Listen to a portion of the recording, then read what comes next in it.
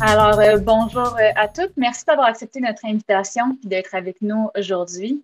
Je m'appelle Mélanie Ederer. Je suis présidente de la Fédération des femmes du Québec et porte-parole du collectif 8 mars cette année.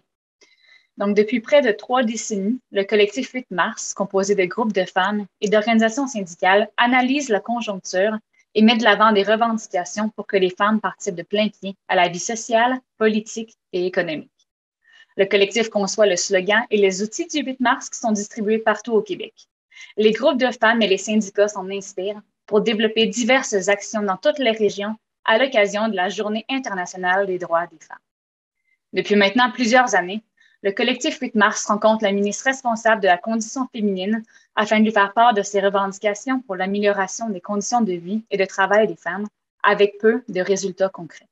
De nombreuses discriminations systémiques perdurent et nous estimons que le gouvernement doit agir pour l'atteinte de l'égalité entre les femmes et les hommes, entre les genres et entre les femmes elles-mêmes. Compte tenu des élections provinciales prévues à l'automne, le collectif a choisi d'organiser ce débat afin de connaître les perspectives des 4 principaux partis politiques à l'Assemblée nationale sur les enjeux qui concernent les droits des femmes et de voir quels engagements vos partis respectifs sont prêts à prendre pour répondre à leurs besoins.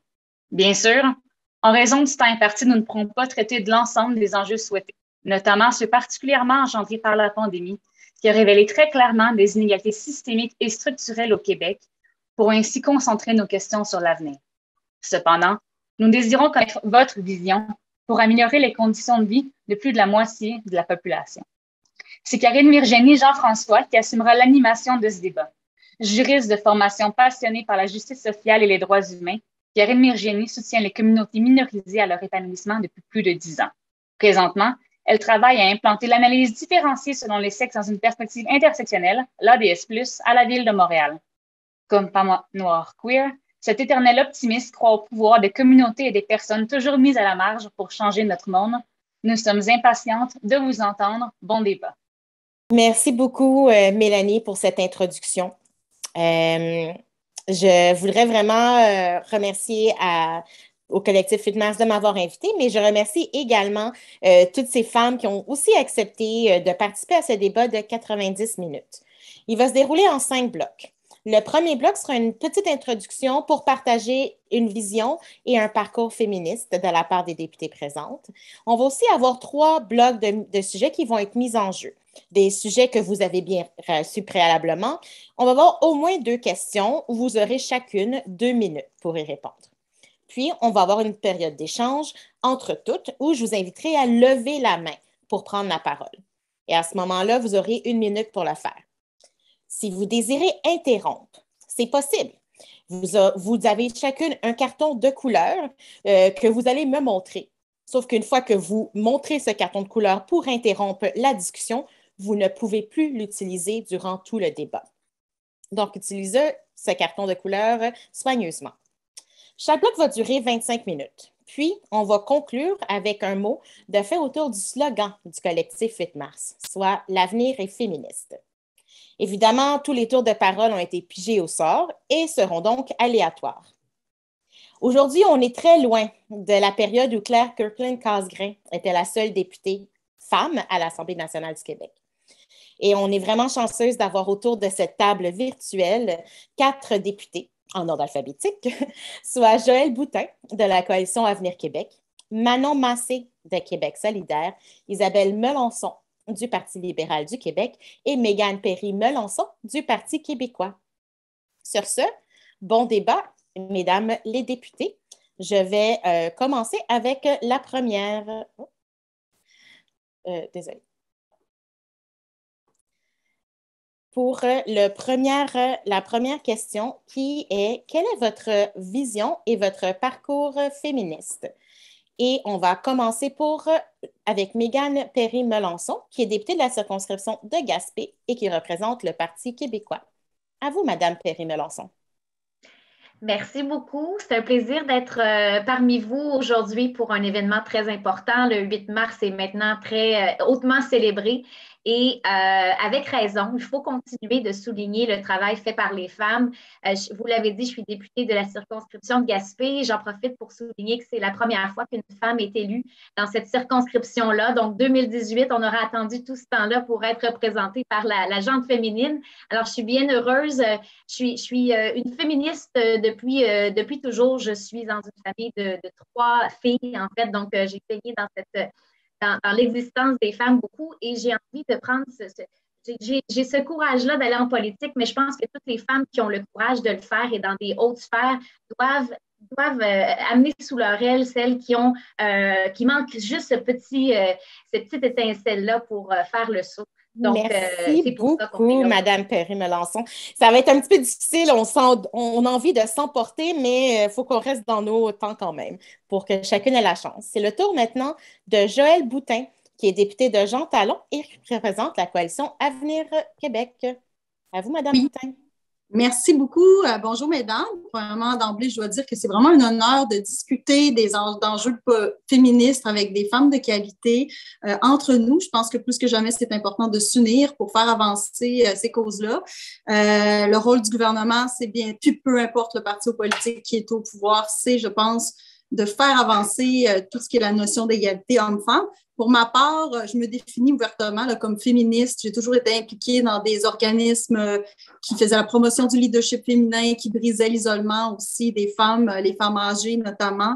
J'avais cofondé Femmes Alpha dans le passé afin de créer comme un réseau qui permet aux femmes, dans le fond, de s'émanciper, de s'entraider entre elles pour accéder à des postes de pouvoir notamment. C'est difficile, mais merci beaucoup, Madame Boutin. 30 secondes, ça passe en un claquement de doigts quasiment. Je vais continuer à le faire, puis quand vous allez avoir vos 2 minutes, je vais vous montrer un petit truc quand il va rester 30 secondes.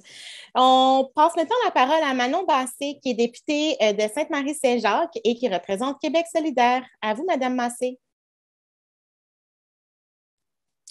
Oui, j'en suis la fière co-porte-parole de ce parti. Écoutez, pour moi, le féminisme, c'est l'égalité, c'est cette quête d'égalité entre les femmes et les hommes, mais surtout et aussi entre les femmes elles-mêmes. C'est un sacré défi qu'on n'a pas encore réussi dans le mouvement féministe, que je côtoie, que j'anime, dont je suis une des leaders depuis les années 90, de la marche du pain des roses à aujourd'hui. Et je suis très heureuse pour être avec vous depuis, je ne sais pas trop combien d'années, d'être là avec mes 3 autres collègues du Parlement. Merci beaucoup, Manon Massé. La dernière, mais non la moindre, comme je disais, ça a été pigé au hasard, sera Isabelle Melançon, qui est députée de Verdun et qui représente le Parti libéral du Québec. À vous, Madame Melançon. Merci beaucoup, Karine. Alors, c'est un privilège pour moi aussi d'être avec vous ce matin pour parler de ces enjeux tellement importants. Je suis une féministe depuis toujours, mais qui a découvert encore plus lorsque j'étais sur les bancs universitaires où je me suis préoccupée justement de la place des femmes en politique. J'ai un bac en sciences politiques et déjà, je m'intéressais au processus décisionnel et de la place des femmes dans ce processus-là. Alors aujourd'hui, je passe dans le fond de la théorie à la pratique, comme je suis moi-même une élue à l'Assemblée nationale, et on va pouvoir en discuter justement avec les 3 autres collègues de l'Assemblée nationale parce que plus que jamais, on doit être unis et déterminés dans cette cause qui est si importante pour chacune d'entre nous, j'en suis persuadée. Merci beaucoup, Madame Melançon. Vraiment plein de choses. Je suis très contente de voir votre féminisme. On va passer au premier bloc. Ce bloc s'appelle « Services de l'État ». En fait, on sait que les femmes sont majoritaires dans les services publics et les programmes sociaux ont subi des grands impacts des compressions budgétaires des dernières années, que ce soit comme travailleuses utilisatrices. Les compressions affectent la qualité des services et les conditions de travail des femmes. Puis la pandémie a démontré clairement le caractère essentiel du travail des femmes dans les services publics, notamment dans la santé et les services sociaux. La crise sanitaire démontre ce qu'on se dit depuis longtemps. Le Québec doit avoir l'argent qu'il injecte dans les services publics comme étant un investissement et non une dépense. De nombreuses femmes rencontrent d'ailleurs des obstacles accrus dans l'accès aux services publics et aux programmes sociaux du fait de leur religion, de leur couleur de peau, de leur orientation ou de leur identité, l'orientation sexuelle ou de leur identité de genre, de leur âge, de leur apparence, de leur handicap ou de leur statut migratoire. Par exemple, les femmes racisées autochtones sont moins crues lorsqu'elles dénoncent des violences. Les femmes musulmanes rencontrent des barrières en emploi, entre autres légales, même lorsqu'elles sont diplômées. Les femmes dans l'industrie du sexe et les femmes LGBTQ2+, peinent à avoir accès à des services de santé exempts de discrimination. Les femmes sans papier, pour elles-mêmes, n'ont accès ni à des services de garde éducatifs pour leurs enfants, ni à des soins de santé. Et finalement, les femmes en situation d'itinérance ont accès à peu de services adaptés à leurs besoins. Puis souvent, quand elles sont détenues à la vétuste prison Leclerc, vivent dans des conditions honteuses. Toutes ces femmes se butent sur davantage d'écueils pour se loger, se nourrir, se trouver un emploi ou simplement pour pouvoir vivre dignement et avoir accès aux services publics. Ces inégalités persistent, elles sont persistantes, puis elles doivent être comprises et combattues à partir d'une analyse qui est féministe et intersectionnelle. Une analyse qui tient compte de l'intersection des divers systèmes d'oppression et qui prend en compte les voix des femmes concernées. Donc, votre première question. Quels investissements et quelles mesures concrètes allez-vous mettre en place pour que toutes les femmes, particulièrement celles qui vivent à la croisée de ces oppressions, puissent avoir un accès universel et gratuit à des services publics et à des programmes sociaux de qualité? La première personne qui va y répondre sera Manon Massé de Québec solidaire et vous aurez 30 secondes. Je vais vous montrer le petit carton qui dit 30 secondes. Manon Massé, c'est à vous. Oui, merci. Je suis vraiment contente de pouvoir intervenir sur cette question-là. Dans les faits, parce que on le sait depuis longtemps, le filet social, les services publics, c'est un des outils fondamentaux pour l'autonomie des femmes. Un, parce qu'elles y travaillent, même si leurs conditions de travail sont vraiment très mauvaises. Elles en ont besoin parce que sinon, c'est elles qui se retrouvent à la maison à s'occuper notamment des enfants et des personnes en besoin. Elles-mêmes sont utilisatrices parce que, notamment, par exemple, notre santé sexuelle nécessite d'avoir des accompagnements nécessaires. Ceci étant dit, le Québec a vécu, et vous l'avez dit, dans les dernières décennies, je dirais même, une vision des services publics comme étant perçue comme étant une dépense plutôt qu'une volonté de soutenir l'ensemble des Québécois et des Québécoises, et notamment les Québécoises. Alors, pour nous, à Québec solidaire, j'imagine qu'il faut que je dise un peu qu'est-ce qu'on s'engage pour la prochaine élection. C'est clair que pour nous, l'ADS+, c'est un outil fondamental. D'ailleurs, pas plus tard qu'hier, ma collègue Ruba Gazal déposait un projet de loi pour appliquer l'ADS+, au budget qui s'en vient dans un mois, parce qu'on le sait que l'argent, c'est le nerf de la paix, et qu'on en a besoin pour réaliser que les femmes puissent éliminer les discriminations. Pour nous, à Québec solidaire, la discrimination systémique, le racisme systémique, c'est quelque chose qu'on reconnaît et auquel on pense qu'il faut s'attaquer de front. On a toutes sortes de mesures qui seront utilisées et je le vois bien, je te remercie beaucoup. Et je dirais, pour nous, et on l'a dit depuis l'automne dernier, nous sommes à une croisée de chemin. Il faut investir massivement dans les services publics pour faire le rattrapage que les dernières décennies nous ont amené, mais aussi pour enfin permettre aux femmes de travailler dans la dignité et d'avoir accès à des services essentiels. Et j'oublie pas le communautaire. Merci beaucoup, Manon Massé. C'est ça vient vraiment court. Même si 2 minutes, on pense qu'on a beaucoup de temps, à la fin, ça va quand même rapidement. La députée suivante qui va prendre la parole sera Isabelle Melançon du Parti libéral du Québec. Eh bien, merci beaucoup. Alors, même chose pour moi. Vous savez, les services qu'on offre justement aux femmes, puis aux femmes qui sont malheureusement trop souvent celles qui ont besoin de ces services, parce que souvent, ce sont les chefs de famille, on le sait. Moi, à Verdun, là, je peux en témoigner, j'ai beaucoup de femmes monoparentales à Verdun. Alors, on doit toujours s'assurer que les services vont pouvoir répondre aux besoins des femmes, besoins qui ont été accentués, on doit le dire, là, par la pandémie. Les 2 dernières années là, nous ont mis en exergue justement les problématiques que nous avons vécues. D'abord, ce sont les femmes qui ont été les principales victimes de la pandémie, que je pense à la violence conjugale ou encore au niveau économique, hein, les femmes ont été plus durement affectées. Alors, il faut s'assurer de tout ça. Mais une chose est sûre, lorsqu'on parle de discrimination systémique, il faut d'abord pouvoir reconnaître la problématique pour pouvoir faire face à celle-ci. Et au Parti libéral du Québec, on reconnaît cette discrimination systémique. On n'a pas peur des mots. On doit aller justement en ce sens. D'ailleurs, en 2017, on avait mis sur pied avec la Commission des droits de la personne, on avait débuté une grande conversation justement à ce sujet-là. Malheureusement, du côté de la CAQ et du Parti québécois, là, on n'était pas d'accord. On avait été plutôt attaqués de ce côté-là. Mais on va continuer, merci beaucoup, on va continuer bien sûr à promouvoir tout ce qu'on peut faire pour éviter cette discrimination-là. J'en entends parler sur une base assez régulière, hein, des jeunes femmes enceintes qui veulent revenir au travail et qui se font dire « Veux-tu un deuxième enfant? » Parce qu'on n'est pas sûr qu'on va vouloir de toi au retour du travail. Ben, c'est justement des problématiques auxquelles on doit faire face avec, bien sûr, plein de programmes qui vont pouvoir répondre aux besoins des femmes. Merci beaucoup, Madame Melançon. La troisième personne sera Joëlle Boutin de la Coalition Avenir Québec. Madame Boutin? Oui, merci beaucoup.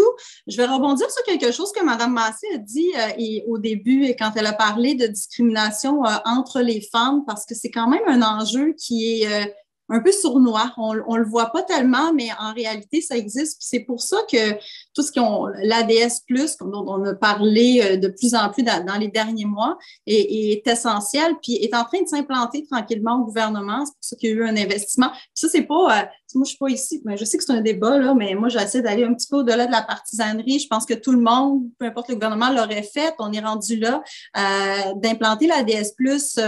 On a financé des ressources, justement, pour embaucher des personnes pour faire ces analyses-là. Les analyses qui vont permettre de, justement, de faire en sorte que les projets de loi qui vont être adoptés, les règlements, les programmes vont prendre en compte, vont analyser, justement, l'impact potentiel de ces mesures-là sur les femmes. Est-ce qu'il y a des femmes qui vont être discriminées, par exemple, des femmes autochtones, des femmes âgées? Donc, je pense que c'est super important d'être capable d'implanter l'ADS+ au sein du gouvernement. Ça commence. On en a parlé dans l'étude du projet de loi 59, là, avec le ministre du Travail, qui est quand même assez préoccupé par cette question-là. Il y a une stratégie qui est en élaboration actuellement, une stratégie sur l'égalité qui va être déposée à l'été 2022, qui va inclure, entre autres, des mesures liées à l'emploi, des mesures liées à la conciliation travail-famille, qui est, à mon avis, quand même un gros enjeu encore aujourd'hui. Moi-même, je pourrais en témoigner. Donc, il y a beaucoup de travail qui est encore à faire. Puis, quand on parle, là, il dois me rester 10 secondes, là, par rapport aux femmes qui travaillent dans les services publics, on l'a vu pendant la pandémie, ce sont elles qui ont été le plus impactées. On pense aux infirmières, aux préposés aux bénéficiaires, aux enseignantes. Donc, on a du rattrapage à faire au niveau salarial. Il y a beaucoup de négociations qui ont été faites. Merci beaucoup. Je suis vraiment désolée, mais ça passe vite. Et finalement, on va terminer cette question avec Mégane Perry-Melançon du Parti québécois. Madame Perry-Melançon? Oui, merci beaucoup. C'est intéressant, puis c'est vrai que c'est un volet qui a beaucoup de sujets dont on peut parler, là. C'est sûr que quand on discute de l'analyse différenciée selon les sexes et l'ADS+, c'est vraiment fondamental qu'on soit en mesure là, de l'appliquer systématiquement dans toutes les politiques, les grandes politiques gouvernementales, dans tous les projets de loi. On était justement présentement sur le projet de loi sur l'implantation des bracelets électroniques là, pour les personnes qui ont été victimes de violences conjugales et l'agresseur qui sort de prison, donc on soit en mesure de les retracer. Et on a entendu Femmes autochtones du Québec qui est venue nous parler des réalités vraiment vécues par les femmes autochtones. Donc, ce n'est pas toujours là, systématique dans la rédaction de projets de loi. Il faut toujours être en manière qu'on soit capable, en fait, de tenir compte de ces inégalités-là. Je pense aussi, là, présentement, il y a eu des bourses qui ont été octroyées pour certains programmes post-secondaires et on ne retrouve pas la technique de travail social. Présentement, on se bat sur cet enjeu-là et parce que ce sont beaucoup des travailleuses en technique de travail social et qui n'auront pas accès aux bourses pour aller étudier dans ces programmes-là. Et qu'est-ce que ça a comme impact? C'est tout le soutien communautaire qui est ébranlé par ça. Et donc, toutes les minorités qu'on a nommées n'auront pas accès à ce soutien-là dont ils ont besoin. Alors, pour moi, c'est fondamental. Il y a aussi la question des pénuries de places en garderie. Là, il faut qu'on s'attaque sur cet enjeu-là dès que possible. C'est des femmes, encore une fois, qui vont souvent rester à la maison pour s'occuper de leurs enfants. Il y a tellement à dire. Le soutien psychologique aussi, il faut que ce soit qu'on ait accès à des services là, universellement, parce que beaucoup de gens ont souffert de la pandémie, mais aussi, vous l'avez dit en introduction, des compressions budgétaires. Alors, ça fait déjà un certain moment que les femmes vivent l'inéquité, notamment aussi les conditions salariales. Merci on y reviendra. C'est super apprécié. On va pouvoir continuer à en jaser. Vous avez amené plein de beaux sujets, entre autres, tout ce qui est question de dignité et d'inégalité. Mais on va continuer avec la question 2, puis on aura une période d'échange. Donc, présentement, le secrétariat à la condition féminine soutient le développement et la cohérence des actions gouvernementales en matière d'égalité entre les femmes et les hommes. Le secrétariat agit uniquement comme une structure exécutante. Elle n'a pas un réel pouvoir politique puisqu'elle ne dispose pas du budget ni des leviers à la hauteur de sa mission pour consolider l'intervention gouvernementale en matière d'égalité des genres. Nous souhaitons que soient apportés des changements profonds à la façon dont les enjeux des femmes sont gérés par l'État québécois. Quelles mesures proposez-vous pour s'assurer que les enjeux féministes soient une priorité d'action permanente pour le gouvernement et que l'analyse différenciée sur les sexes intersectionnels, l'ADS+, soit mise en place de manière transversale? Encore là, vous aurez 2 minutes et on va commencer avec Isabelle Melançon. Merci beaucoup. Je suis heureuse que vous ameniez justement le secrétariat de la condition féminine parce que lors de l'étude des crédits, je ne sais pas si vous suivez l'étude des crédits, là, c'est pas tout le monde, puis honnêtement, c'est parfois un peu compliqué. Mais souvent, on pose des questions à savoir, est-ce que le secrétariat ou la ministre de la Condition féminine a fait des demandes auprès du ministre des Finances pour, par exemple, la violence conjugale? Et là, la ministre nous répond, non, ça, c'est pas mon dossier, c'est le dossier du ministre de la Santé et des Services sociaux. Oh, d'accord, est-ce que vous avez fait des demandes pour des places en garderie? Ah non, ça, c'est au ministre de la Famille. Moi, je pense très sérieusement qu'on doit revoir le secrétariat de la condition féminine.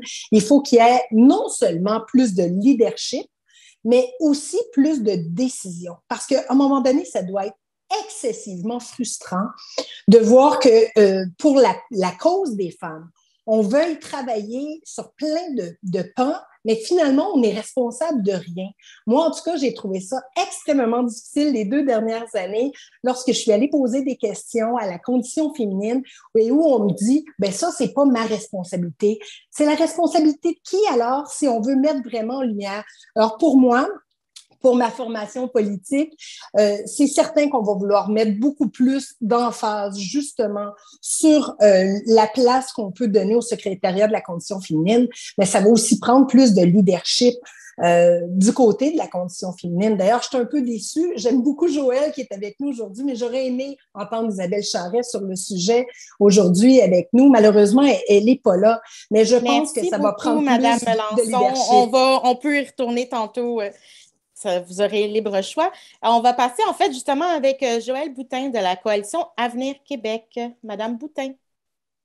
Bon, Isabelle, je vais essayer de répondre du mieux que je peux, même si je ne suis pas la ministre. Je pense qu'il y a c'est comme si quand on est arrivé ou dans les dernières années, puis ça s'est chevauché parce que le précédent gouvernement, a aussi mis en place des stratégies qu'on a continuées. Justement, là, je pense à la stratégie, toutes les stratégies gouvernementales d'égalité hommes-femmes qui vont, c'est pour ça qu'une nouvelle stratégie, la précédente, prend fin. Il y a des comités interministériels qui ont été mis, des comités transpartisans aussi qui ont été mis en place, toute la question de violence qui touchait les femmes. Mais effectivement, l'enjeu des femmes touche plusieurs ministères, organismes. Chaque fois, dans les comités interministériels, il y a souvent le ministère du Travail qui est impliqué, qui est aussi très sensible à cette question-là.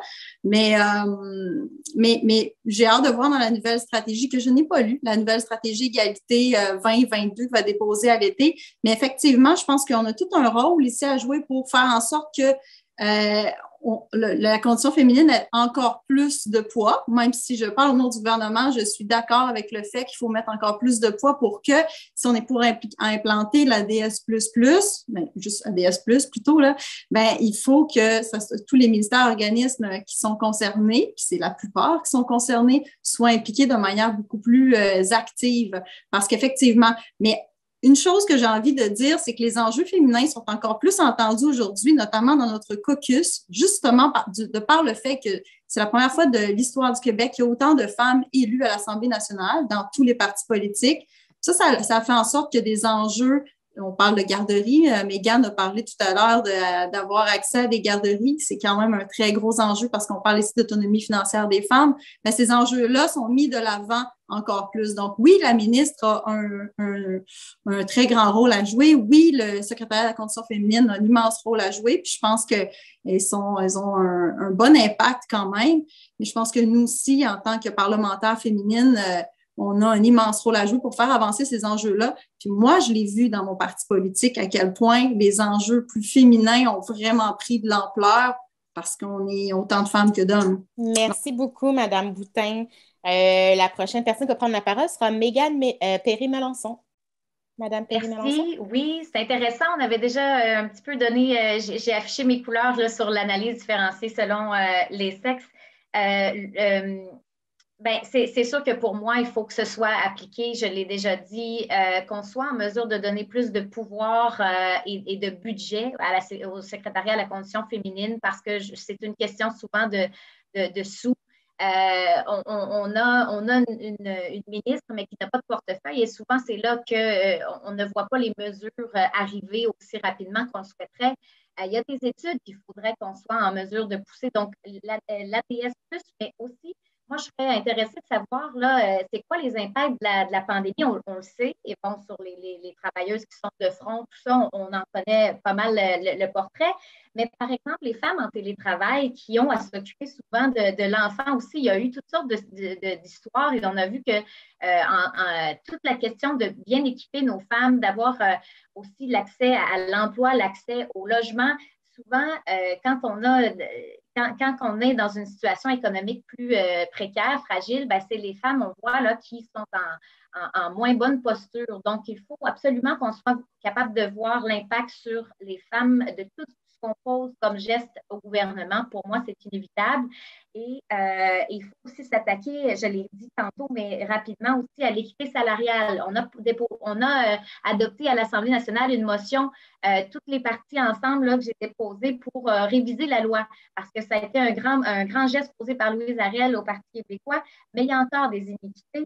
Les femmes là, travaillent à temps plein, il y a 76,8 cents qu'on gagne, nous, les femmes, en moyenne, à temps plein là, au Canada, pour chaque dollar gagné par un homme. C'est encore un écart majeur en 2022. Donc, pour moi, ce sont des enjeux qu'on doit toujours garder en tête parce qu'on a fait de grands pas, mais qu'il faut continuer là, à s'assurer qu'il n'y ait pas d'écart qui se creuse. Et la pandémie a été justement là, un enjeu majeur dans la place des femmes là, dans la société. Merci beaucoup, Mme Perry-Melançon.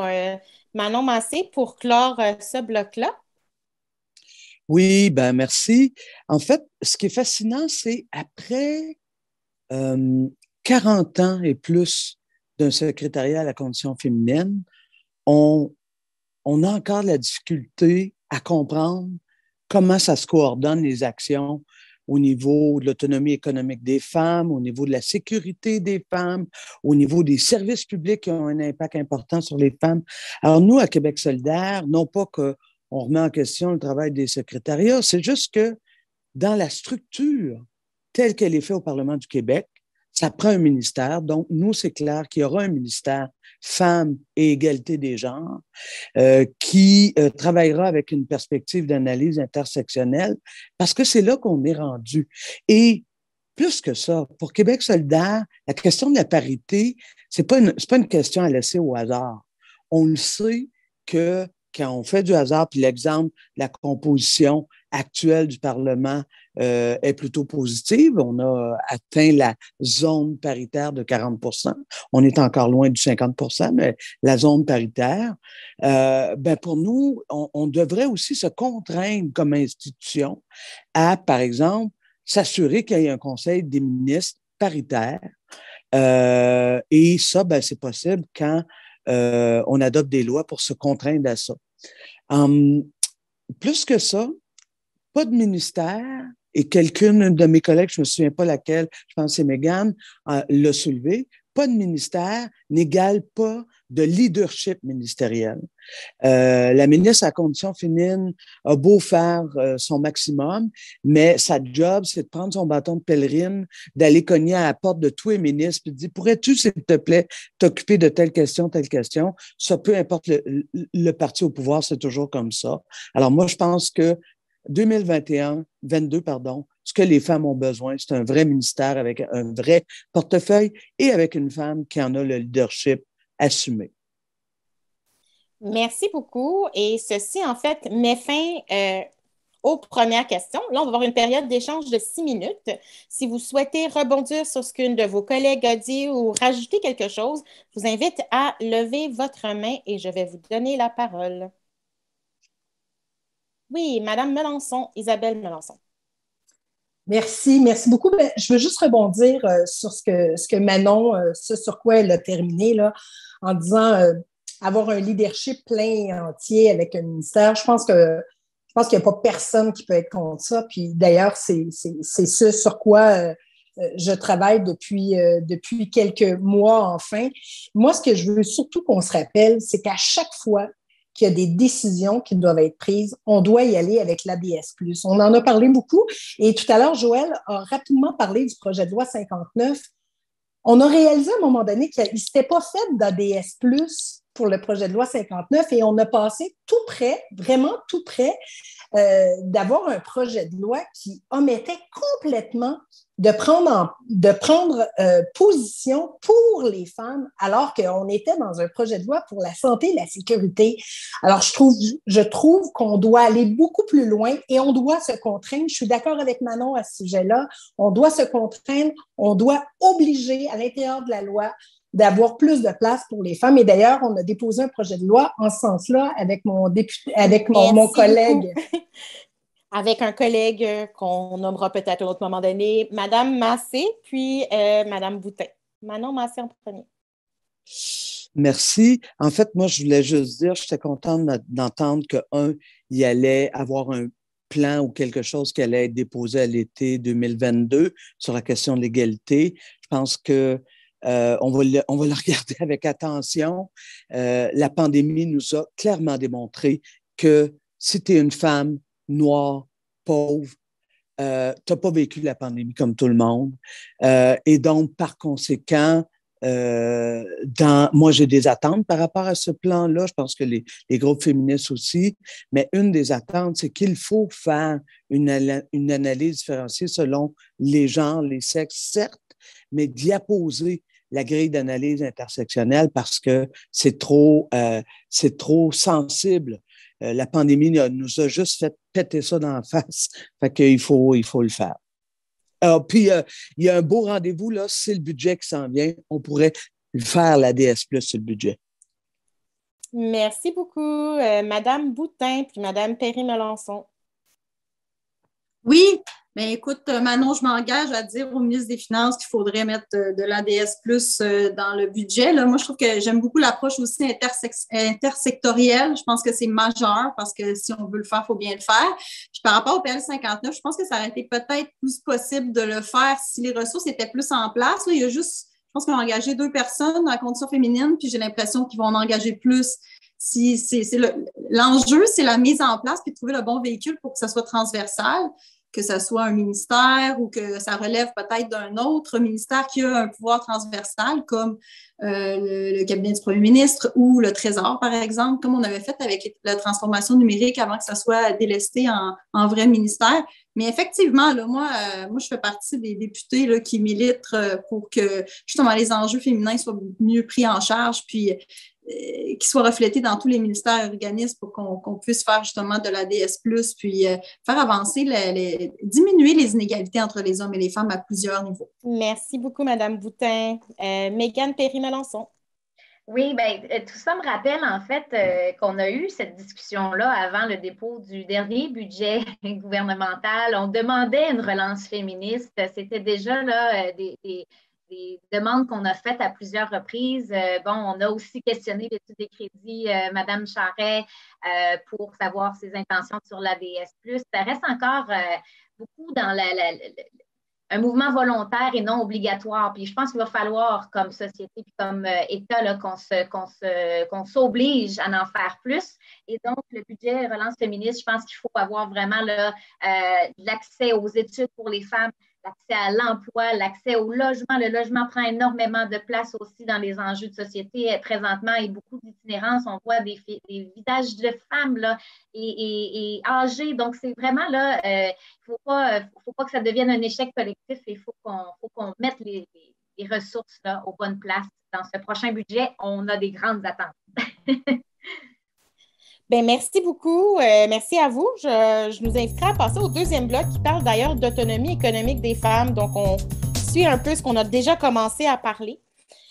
Présentement, quand on parle des personnes pauvres, les femmes sont surreprésentées. Elles ont des revenus plus faibles, elles sont majoritairement dans des emplois précaires et à temps partiel. Une fois que leur journée de travail rémunérée est terminée, il y a une deuxième, voire une troisième tâche qui leur incombe, car elles assument généralement la responsabilité des soins aux enfants, aux aînés, ainsi que le travail domestique. Pour certaines, comme les femmes noires et les femmes racisées, les femmes en situation de handicap, les femmes immigrantes et les mères monoparentales, elles sont davantage précarisées. Les luttes contre la pauvreté, contre les discriminations sur le marché du travail et pour la reconnaissance du travail non rémunéré sont des luttes féministes. Le 1er mai 2022, le salaire minimum va passer à 14,25 $. C'est une hausse de 75 sous.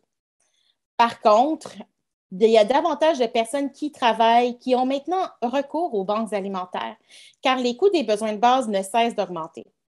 60% des personnes qui travaillent au salaire minimum sont des femmes. Et il y a un écart salarial important qui persiste toujours entre les hommes et les femmes. Cet écart se creuse encore plus pour les femmes noires, racisées et autochtones.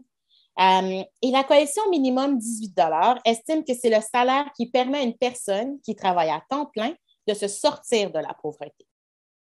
Donc, la première question, qu'allez-vous faire pour mettre fin à la précarité économique et aux discriminations systémiques dont sont victimes les femmes, et plus particulièrement les femmes à la croisée des oppressions sur le marché du travail au Québec? La première personne qui va y répondre et qui aura 2 minutes sera Joëlle Boutin de la Coalition Avenir Québec. Madame Boutin. Mon Dieu, en 2 minutes, ça va vraiment être difficile, surtout que je ne dois pas parler trop rapidement. Je vais vous dire que tout ce qui touche l'autonomie économique des femmes, c'est quelque chose qui me préoccupe vraiment beaucoup. Bon, il y a plusieurs sujets. Premièrement, on le voit dans les métiers liés à l'État, c'est souvent les femmes, les infirmières, préposées aux bénéficiaires, éducatrices qui gagnent moins historiquement, donc sont dans des domaines plus de services. Donc, il y a eu des renégociations en cours des nouvelles conventions collectives pour rehausser ça. C'est le temps de s'occuper de ces corps de métiers-là plus que jamais. Je l'ai dit tout à l'heure, il y a une stratégie égalité 2022 qui va être déposée avec des mesures liées à l'emploi, liées également à la conciliation travail-famille. Moi, quelque chose, puis je vais absolument en parler. Il y a beaucoup de domaines du futur, les domaines en TI, la construction, des domaines qui sont très en demande, mais qui sont majoritairement masculins, auxquels les femmes s'intéressent peu. Donc, ça, c'est quelque chose, c'est un petit combat personnel que j'ai, le ministre du Travail. Je l'ai même appelé hier encore par rapport à ça. Est-ce qu'il y a des mesures pour encourager la requalification, encourager les femmes immigrantes notamment, à aller dans ces secteurs-là, qui sont des secteurs d'avenir, qui ont des emplois beaucoup plus payants, mais les femmes hésitent un petit peu. Souvent, elles s'en vont, elles arrivent ici, elles s'en vont dans les services de garde parce que les diplômes, parfois, ne sont pas toujours reconnus à cause des ordres professionnels. Donc là, il y a beaucoup de programmes qui sont en train d'être mises en place, qui vont faire partie de la stratégie 2022 pour encourager les femmes à aller dans des secteurs d'avenir plus payants. Je pense que c'est une des clés. Moi-même, dans mon passé, j'encourageais beaucoup les femmes à aller dans des secteurs comme les TI. Puis, il y a notamment un petit programme au Cégep de Sainte-Foy qui est en train d'être mis en place, c'est Rebond numérique, puis on discute pour peut-être l'étaler ailleurs au Québec. C'est encourager justement des femmes et des hommes, là, mais des gens qui sont souvent issus de l'immigration ou en précarité économique, à les initier à des emplois du numérique pour qu'ils aient accès à des carrières vraiment qui vont leur assurer une autonomie financière. Puis on va pouvoir en reparler parce que ça me préoccupe, puis c'est lié aux autres enjeux, notamment les femmes qui sont victimes de violences conjugales, les femmes qui, justement, dont on parlait d'inégalité, les femmes issues d'immigration, qui sont dans un état de précarité économique. Et c'est pour moi, c'est la clé de voûte. Merci beaucoup, Mme Boutin. On va retourner, tantôt on va avoir une autre période d'échange. Je vais passer à Mégane Perry-Melançon. Oui, excusez-moi, j'étais loin du bouton. En fait, oui, c'est sûr que moi aussi, j'ai une sensibilité là, pour les femmes qui veulent se lancer dans ces milieux-là à caractère plus masculin, informatique, technologie, tout ça, c'est bien. Je pense qu'il y a des efforts qui sont mis, puis on a de plus en plus de femmes entrepreneurs, mais on a encore des défis là, qui ne se règlent pas assez rapidement parce qu'on a beau avoir l'emploi de nos rêves.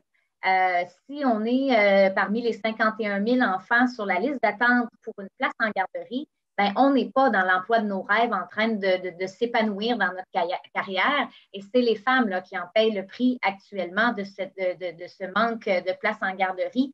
Donc, il faut vraiment miser vraiment beaucoup là-dessus. Et je rappelle que la politique familiale lancée par le gouvernement du Parti québécois avec Mme Marois, qui est la maire des CPE, c'était pour donner cet espace-là aux mères, aux femmes sur le marché du travail. Et ça allait plus loin que les CPE. On voulait même avoir là, plein de services à l'intérieur des centres de la petite enfance, la vaccination. Tout ça était une question de conciliation famille-travail et ça a permis au Québec d'être dans le 2e rang mondial des femmes en termes de nombre de femmes sur le marché du travail. Mais il faut encore travailler fort pour ne pas perdre ces acquis précieux-là. Je vois le temps passer le 30 secondes, donc j'espère qu'on aura une relance parce qu'on ne peut pas ne pas parler des travailleuses de la santé. La FIC avait justement fait une campagne l'année dernière payée au féminin, ça dit tout. On peut parler de tous ces emplois-là là, occupés par des femmes qu'il faut absolument un rattrapage salarial important pour que dans ces métiers-là aussi, on puisse s'épanouir, pas juste dans les métiers d'innovation et de génie. Donc, je vais m'arrêter là pour l'instant. Parfait. Merci beaucoup, Mme Perry-Melançon. Mme Melançon. Alors, je vais rebondir sur ce que Mégane, ce dont elle parlait, c'est justement les places en garderie. Quand on veut parler de l'émancipation, si on veut éviter justement de voir la précarité, justement, pour les femmes qui sont des mères aussi, ça prend des places en garderie. Et d'ailleurs, là-dessus, on s'est engagé, notre formation politique, à faire justement un droit d'avoir de la place en garderie pour chaque enfant. Ça, je pense que c'est vraiment important. Et chaque place à 8,70 par jour. Parce que vous savez, il y a encore des places dans certaines garderies privées où les femmes vont payer jusqu'à 42, 45 $ par jour pour laisser son enfant pour aller travailler. Puis pour certaines femmes, là, à un moment donné, tu te mets à calculer puis tu te dis, ça ne me donne rien d'aller travailler. Ça me coûte de l'argent d'aller travailler. Alors, quand on veut parler d'émancipation, quand on veut parler d'éviter justement la précarité économique, je pense qu'on doit parler, bien sûr, des services de garde. Vous savez, il y a Ma place au travail, qui est un groupe de femmes qui s'est formé justement pour faire entendre la voix parce que depuis le début de la pandémie, c'est 15 700 femmes qui ont quitté, dans le fond, la population active au Québec. C'est effrayant. Et on doit redonner justement un potentiel économique, un pouvoir économique aux femmes. Pour moi, ça, c'est une de mes priorités. Et d'ailleurs, on a proposé de notre côté, de prolonger le régime québécois d'assurance parentale, le RQAP, qu'on a mis en place au Parti libéral du Québec. Et je crois que chaque femme qui n'a pas de place actuellement en garderie devrait continuer à recevoir un montant d'argent important parce qu'à un moment donné, c'est pas parce que la femme ne veut pas retourner au travail, c'est qu'elle n'a pas de place pour laisser son enfant.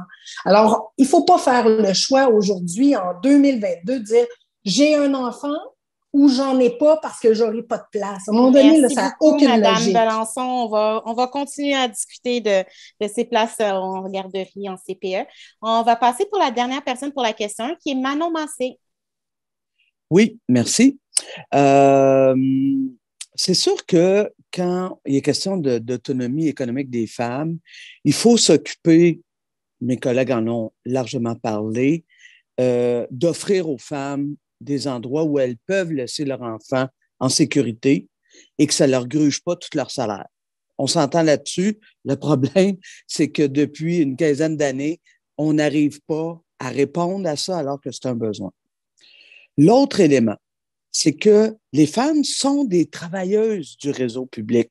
J'entends, Joël, que tu dis faut amener les femmes dans les secteurs d'innovation, etc., etc. J'en suis. L'enjeu, c'est quand est-ce qu'on va donner des salaires adéquats aux femmes qui prennent soin de nos enfants en CPE, qui prennent soin de nos enfants à l'école. Puis je parle pas rien que des profs, c'est les orthopédagogues, etc., qui prennent bien sûr soin de nous toutes et tous à l'hôpital ou quoi que ce soit. Alors, moi, je pense que là, il faut un rehaussement important, un rattrapage dans tous les jobs du filet social. Pas juste quelques-uns en cherry picking, là. Le réseau social est en mal de financement depuis trop d'années maintenant. Et ça, c'est les femmes qui le payent. Mais l'autre élément qu'il faut aussi parler, c'est bien sûr du salaire minimum. Nous, on est complètement là, 18 piastres de l'heure maintenant. Anyway, sont là, les entreprises. Ça que pourquoi qu'on n'y irait pas nous autres aussi? Et aussi, la dépense la plus importante dans un budget familial, c'est-à-dire le logement. Il faut geler les loyers cette année de façon temporaire et travailler à un contrôle des loyers parce que les gouvernements ont lâché prise, puis c'est les familles qui payent actuellement. Merci beaucoup pour ceci. On va passer à la question 2. On a déjà commencé un peu à en parler. Donc, du fait que la pénurie de main-d'œuvre frappe de plein fouet des emplois à prédominance féminine, comme les travailleuses des CPE, des services de garde en milieu scolaire, les secteurs de la santé, de l'éducation et du communautaire, mais aussi les travailleuses des secteurs des services et plusieurs autres. Non seulement le recrutement est difficile, mais la rétention pose un problème, puisqu'un bon nombre de travailleuses font le choix de quitter ces emplois. La conciliation travail-famille, travail-vie personnelle est plus difficile pour les femmes car elles font face à des pressions systémiques auxquelles échappent la plupart des hommes, ce qui contribue à leur épuisement et accentue la précarité économique. Qu'est-ce que vous proposez pour valoriser les métiers majoritairement féminins et diversifier les choix professionnels pour l'ensemble des femmes? On va encore avoir 2 minutes par personne et la première sera Mégane Perry-Melançon. Merci pour la question. Justement, j'avais seulement effleuré le sujet, mais c'en est un majeur, la question de la rémunération des corps de métier, traditionnellement féminins. On peut parler des professionnels de la santé, professionnels de l'éducation, enseignement, mais aussi, comme on a dit, là, les employés de soutien qui sont manquants. Et il y a des raisons pourquoi on manque de ces gens-là, de ces femmes-là. C'est parce que les conditions ne sont pas adéquates, qu'on pense aux infirmières qui sont au front, qui attendent encore leur prime, là, on le dit, là, la prime ne s'est pas rendue et en plus, c'est des heures et des heures de travail, des heures supplémentaires obligatoires. Ça ne devrait plus être dans notre jargon, dans le vocabulaire à l'heure actuelle. On devrait, pour nous, c'est sûr qu'au Parti québécois, il faut s'attaquer au problème du temps supplémentaire obligatoire qui amène nos professionnels à s'épuiser. Il y a un manque dans le réseau. Qui prend en charge cette charge additionnelle de travail? C'est les autres femmes. Donc, moi, j'irais vraiment avec temps supplémentaire obligatoire et le rattrapage salarial en enseignement et en santé. Milieu communautaire, il faut le financer. Là. C'est 460 millions de dollars qui manqueraient. J'espère qu'on ira jusque-là dans le prochain budget. Et ça, c'est vraiment nos travailleuses sociales qui sont au front aussi, qui ont eu beaucoup plus de charges également liées à la pandémie. Alors, elles aussi ont gravement besoin de ressources additionnelles pour bien réaliser la mission de nos organismes communautaires qui souvent vont aider aussi des femmes de minorités visibles. Alors, il faut avoir ce souci-là. Logement social aussi, il faut absolument qu'on donne un coup de barre dans la construction de logements sociaux. Il en manquerait 25 000 présentement et nous, on s'engage à les construire au Parti québécois. Merci beaucoup. On passe à Manon Massé. Oui, je dirais que la relance là, dans laquelle on est post-pandémique, elle nécessite une réflexion sérieuse sur la place du privé dans nos services publics.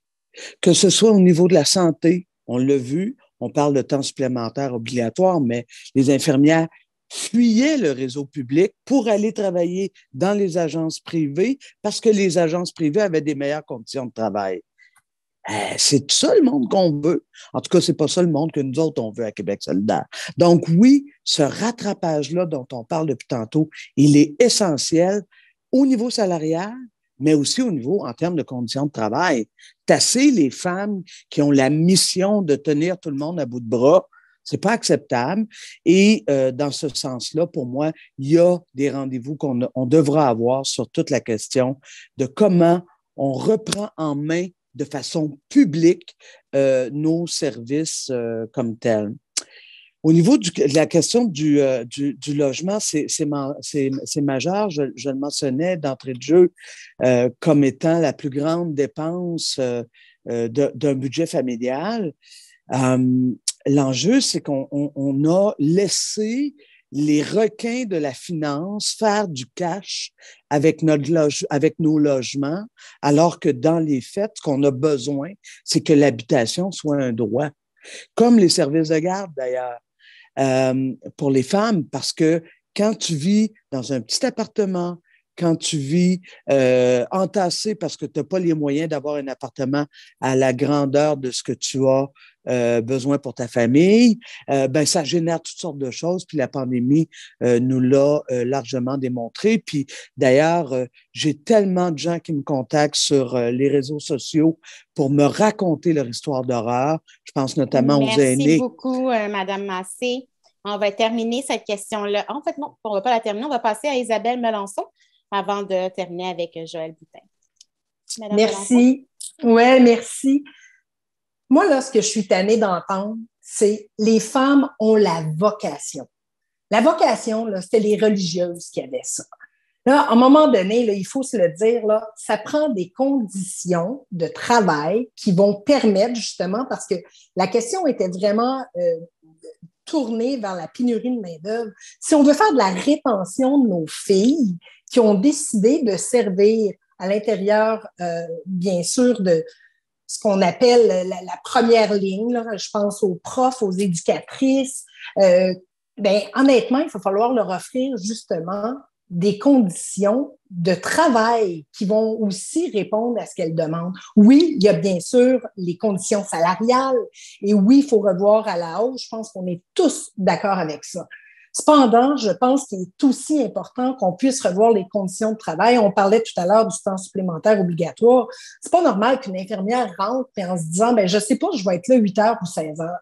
Puis là-dessus, ben nous autres, on a déposé un projet de loi au début, en 2018, là, pour parler justement des projets ratios. Parce que les projets ratios, ça va être ça va nous permettre, en tout cas, comme société, de donner une directive bien claire au réseau de la santé en se disant, ben nos infirmières, on veut les garder, puis c'est non au temps supplémentaire obligatoire. C'est pas vrai qu'une fille va faire le même travail de 1 heure à 8 heures ou de 8 heures à 16 heures dans son chiffre. Alors, pour moi, ça, c'est extrêmement important. Même chose pour les filles qui sont des éducatrices en milieu de garde. Pour moi, c'est nécessaire qu'on puisse dire qu'est-ce qui t'intéresse, comment je peux faire pour te retenir chez nous dans ma garderie, parce qu'on a besoin de place en garderie. Puis actuellement, le vrai problème, c'est qu'on n'a pas assez de filles qui veulent rester éducatrices dans nos services de garde. Alors, je pense que sur les conditions, oui, il y a le monétaire est là, bien entendu, mais il y a aussi toute les Madame conditions. Merci. On va avoir une petite période d'échange après. Joëlle Boutin, pour finir cette question avant la période d'échange. Oui, bien, l'enjeu de la pénurie de main-d'œuvre, c'est clairement un enjeu criant. On s'en est rendu compte en pandémie quand il manquait de 10 000 préposés aux bénéficiaires. On le savait avant là, que ça allait venir, ça par contre.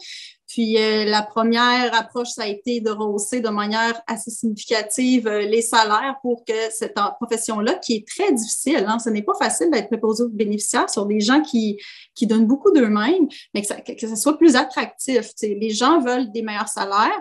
J'ai eu beaucoup de négociations aussi, des nouvelles conventions collectives qui sont en train d'être implantées, là, notamment pour les infirmières. Il y a eu des rehaussements au niveau des enseignants, des éducatrices également. Mais Mme Massé, Manon, elle a mentionné quelque chose de super important qu'on se fait dire tout là, sur le terrain, tous les députés, peu importe le parti, c'est les conditions de travail qui sont assez problématiques. On pense aux infirmières, l'enjeu là, des agences privées versus le public. C'est pas normal qu'une infirmière qui est des agences privées ait accès aux meilleurs horaires. Donc, ça, c'est quelque chose, nous, qu'on veut s'attaquer, qu'on a commencé à s'attaquer. Ça va se faire de manière graduelle, mais c'est complètement inacceptable aussi, les heures supplémentaires. On sort de pandémie, 2 ans. Ces femmes-là étaient exténuées avant la pandémie. Elles ont donné du temps. C'est incroyable tout ce qu'elles ont fait. Mais là, ce qu'elles veulent aussi, c'est une meilleure gestion de leur horaire. On pense à des femmes qui sont monoparentales, par exemple, qui doivent faire des heures supplémentaires. Même si on leur donne un bon salaire, c'est pas ça qui vont faire en sorte qu'elles vont vouloir rester dans cette profession-là parce qu'elles ont des réalités là, de vie. Moi, je pourrais comprendre. Là, je suis moi-même une mère monoparentale. C'est impossible de concilier tout ça. Donc, ça va être une priorité. Puis là, je veux pas scooper le ministre des Finances, pas des Finances, de la Santé avec son prochain plan, mais les conditions de travail au niveau de la conciliation travail-famille, des horaires, la gestion des horaires, notamment des infirmières, c'est une question cruciale. Nous, dans notre caucus, on est plusieurs à avoir amené cet aspect-là. Puis, ça va être dans plusieurs corps de métier. Comme ça, sinon, on ne sera jamais capable de retenir ces femmes-là, qui sont majoritairement, parce que dans ces métiers-là, on ne pourra jamais remplacer les femmes par des robots. Donc, je dis les femmes, il y a des hommes aussi, mais c'est majoritairement des femmes. Donc, il faut en prendre soin. Merci beaucoup, Mme Boutin. Donc là, on va se donner 6 minutes pour discuter de l'autonomie économique des femmes. Je vous invite encore, comme tout à l'heure, à lever la main si vous voulez intervenir parce que je vous ai coupé puis vous étiez sur une envolée. Donc, première personne qui lève la main, c'est Mme Boutin. Allez-y.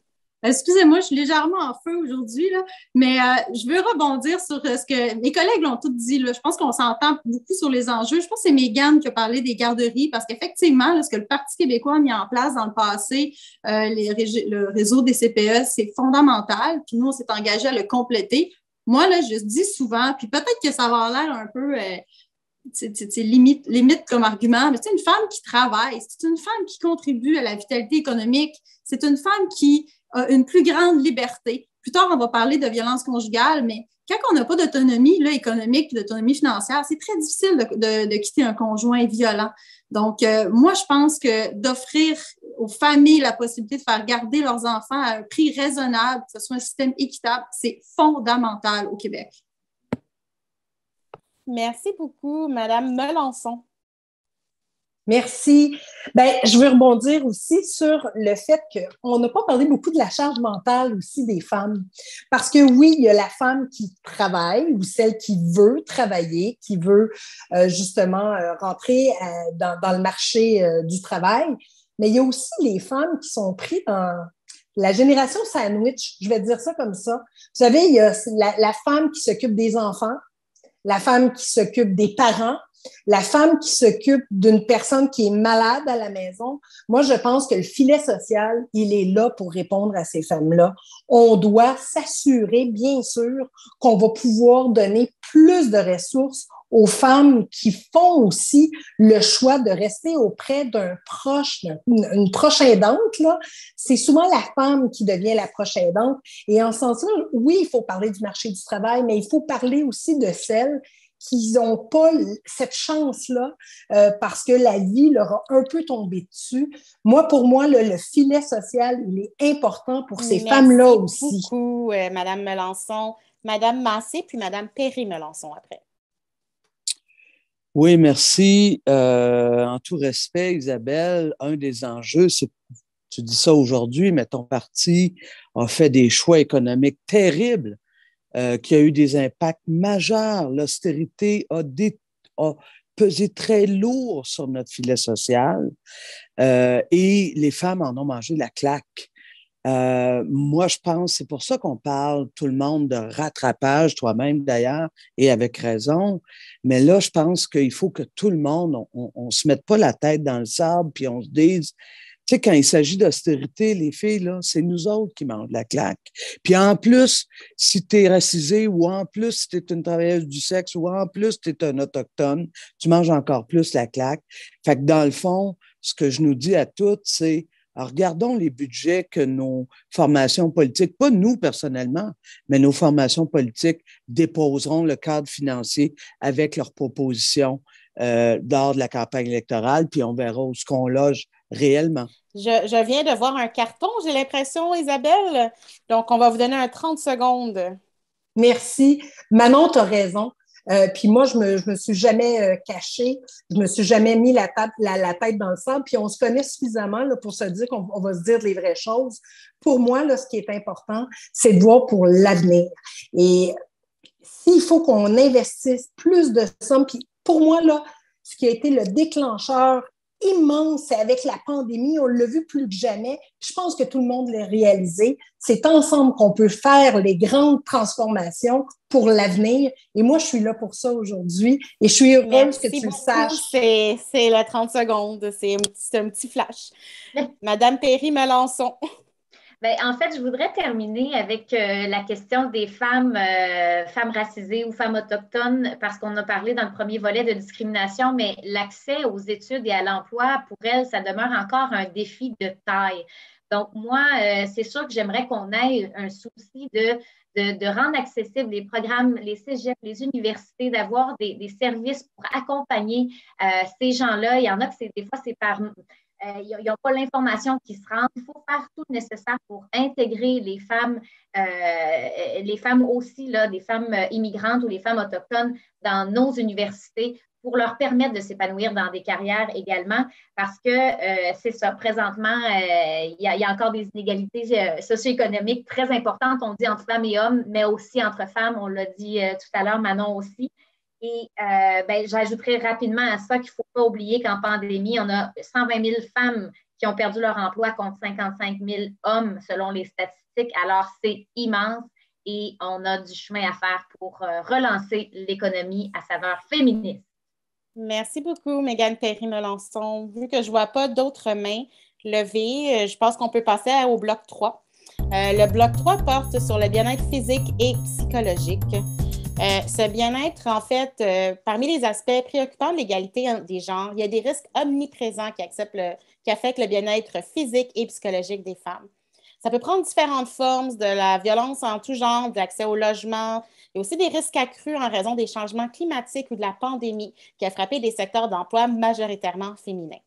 En matière de violence, on voit les féminicides. On en a eu quelques-uns d'autres dans les dernières semaines.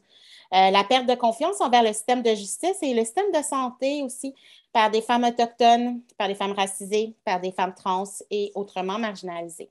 Il y a également des milieux de travail malsains et il y a la montée des discours haineux. On fait également face à une crise du logement. Outre le manque criant de logements sociaux, les coûts du logement sont en hausse fulgurante. Or, les revenus stagnent et donc la pauvreté augmente. À travers tout ça, il semble y avoir une volonté de remplacer le programme Accès Logis par un nouveau programme augmentant le rôle du secteur privé. Par conséquent, le contexte de pénurie fait augmenter la discrimination envers les femmes, envers les familles immigrantes et les personnes racisées ou marginalisées. Dans ce contexte de fin appréhendé du programme Accès Logis, comment comptez-vous en fait améliorer l'accès à un logement salubre, abordable et adéquat pour le besoin des femmes et de leurs familles? Encore là, on va avoir 2 minutes par personne et on va commencer avec Manon Massé. C'est important ce que vous venez de dire. Le Québec est en deuil. On avait un programme, un seul, qui était Accès Logis, qui permettait de développer du logement social, qui était réservé à de la voie communautaire. Et là, le gouvernement en place vient de l'ouvrir pour que le privé puisse avoir accès à ces fonds publics pour construire du logement qui n'appartiendra pas à la communauté, mais bien au privé. C'est terrible. On avait besoin de revoir Accès Logis. C'est clair, on le dit depuis 20 ans, mais pas de le revoir en l'abolissant et en l'offrant aux promoteurs qui, dans le fond, ont déjà largement les moyens de développer du logement. Fait que voilà. Fait que là, vous venez de toucher un piton à moi parce que la charge mentale, tu sais, quand on parle de bien-être physique et psychologique, là, c'est que la charge mentale de vivre dans des endroits inadéquats, de voir 55-60% du revenu passer à la trappe pour le logement, de vivre une situation de violence conjugale et de ne pas être capable de quitter ton logement, même si tu te sens en danger, parce que tu n'es pas capable de t'en trouver un parce qu'on est en crise du logement et ou tu n'es pas capable de le payer parce que le seul programme qui permettait du logement social vient d'être aboli. Je trouve qu'on s'en va pas dans des moments heureux pour les femmes. Mais ceci étant dit, la charge mentale, c'est beaucoup d'autres choses. Je pense que la crise environnementale actuellement est une crise qui génère énormément d'éco-anxiété chez les femmes, chez les mères. C'est pas pour rien que Mères au front est née pour lutter contre les changements climatiques, pour forcer les gouvernements à faire des choix responsables pour l'avenir. Et je suis heureuse que le mouvement social soit toujours au rendez-vous. Merci, Manon Massé. La prochaine personne va être Mégane Perry-Melançon. Merci pour la question. Je pense que j'ai parlé de logement dans les 2 autres volets aussi parce que c'est un enjeu prioritaire actuellement. Là, on vit une crise. Pour moi, ça ne fait pas de doute. Je suis capable de dire que c'est vraiment une crise sociale qui se prépare au 1er juillet puis qui est déjà vécue par beaucoup de gens. Beaucoup de femmes. Moi, je rencontre toutes sortes de femmes à mon bureau de circonscription qui me parlent de leurs problématiques, soit qui sont à très bas revenus et qu'elles ne figurent pas, là, ils ne sont pas éligibles dans les critères pour un HLM. D'autres, même des femmes professionnelles là, qui arrivent des études, qui n'ont pas de place pour se loger. Donc, ça touche tout le monde. Pour moi, c'est vraiment par le logement social qu'on va être en mesure de rebâtir le parc immobilier. Accès Logis ne devrait pas disparaître et ce n'est pas encore le cas. Donc, moi, je parle encore avec beaucoup d'optimisme. Il ne faut pas couper Accès Logis. Il faut avoir encore ce programme-là qui est 100% dédié au logement social, qu'on n'ait pas le privé qui s'en mêle. Et il y a 10 000 unités de logement en attente d'être lancées présentement. Donc, il faudrait avoir aussi une confirmation que Accès Logis, là, s'il disparaît, puis je ne veux pas que ça disparaisse, mais qu'au moins ce qui était prévu soit financé. Il y a beaucoup là, à faire dans le logement. Je ne vois pas votre 30 secondes encore, fait que je le fais en rafale. La clause F là, des baux de location, présentement, ça donne la possibilité aux propriétaires de monter les taux de loyer à des frais là, déraisonnables. Donc, ça amène beaucoup d'abus. Il faut pouvoir réviser, abolir la clause F.